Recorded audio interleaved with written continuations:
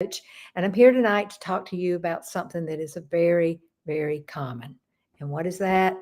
High blood pressure. Now, I want you to put in the comments if you think that high blood pressure is caused by too much salt. Too much salt. That salt is a cause for high blood pressure. Put yes or no, whichever, and I'm gonna explain it to you here in a minute. Okay. So we're going to go back to the causes of high blood pressure, and there are several causes, but I'm going to list five of them. Okay, and I first want to say that insulin is necessary in our body. It is necessary. We would die if we wouldn't have insulin. People that are type 1 diabetics, their pancreas doesn't make any insulin, so they have to give it to themselves or they'll literally die because insulin is responsible for getting energy and nutrition into the cell. And if you don't have it, the cell won't open up and you can't get energy and you can't get nutrition and you die. Same thing with cholesterol. Every cell has cholesterol. Our body makes about 75% of our cholesterol, but and so it is necessary. But cholesterol is not an evil. Too much insulin can cause a lot of problems. And the one problem it causes that I want you to really be aware of is high blood pressure. So here's your cells, your red blood cells going through your artery, and the pressure on the wall is what causes high blood pressure. But it's also the lack of elasticity in the wall. Okay, just like if I was to blow a fluid through a stiff tube, the pressure in there could build up. But if it's very elastic, then the pressure won't build up as much. So that's what we're talking about here. But here's what insulin resistance does. Insulin resistance is a chronic but reversible problem. It is definitely reversible. And how do I know that? I have had every one of my clients that have done my program come off of their blood pressure medicine, or at least some of it. Okay. Now, remember, I'm not your medical doctor. I'm not telling you to come off your blood pressure medicine. I'm just telling you what's possible and what I've seen. Okay. So, um, insulin, increased insulin in your body, which is what insulin resistance is caused by an increase in aldosterone. And what this does is it increases the salt in the bloodstream, which increases the water, which increases the volume of blood, and this causes your blood pressure to go up.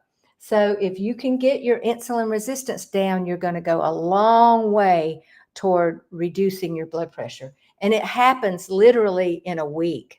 Most of my clients within 10 days are calling me and saying, my blood pressure's dropping. I'm like, of course it is, because you're getting rid of the sugar in your blood. Okay.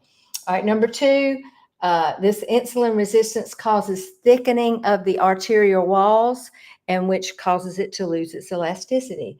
Number three, that's it. It loses its elasticity or its ability to stretch. Okay. And number four, it activates your central nervous system, which causes chronic stress. Okay. So, which causes you to be in fight or flight all the time. And that's why people that have high blood pressure, they want them to learn. That's why I teach my clients how to do meditation, how to be calm, how to learn how to calm yourself down. Okay. It also causes oxidative stress to increase and it causes an increase in your small, dense LDL particles, which are the very particles which LDL is a cholesterol. So if your small, dense particles are, if you have an increased level of that, which you'd have to check that's a separate check from your regular LDL checking, it's going to cause them to get stuck in the vessel wall, which is going to cause plaque, okay, which increases your risk of heart disease. So that's why getting your blood pressure down is vitally important. It is very dangerous. High blood pressure causes strokes. It can cause so many things, but heart attacks, all of that.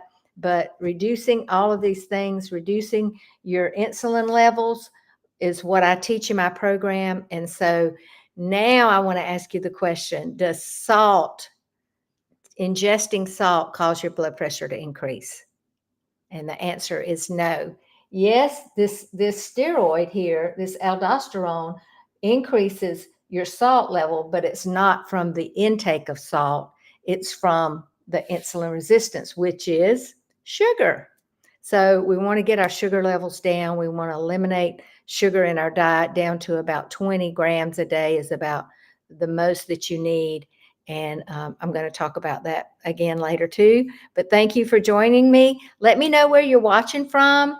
If this is the first recording of mine that you've watched, or if you've been watching me, and I appreciate it. You can share this video. If you're in my group, you can't share it though, because you can't share from the group. But if you're on your personal profile or my profile watching this, you can definitely share it. And there's a lot of people that need to hear it. Thanks for joining me.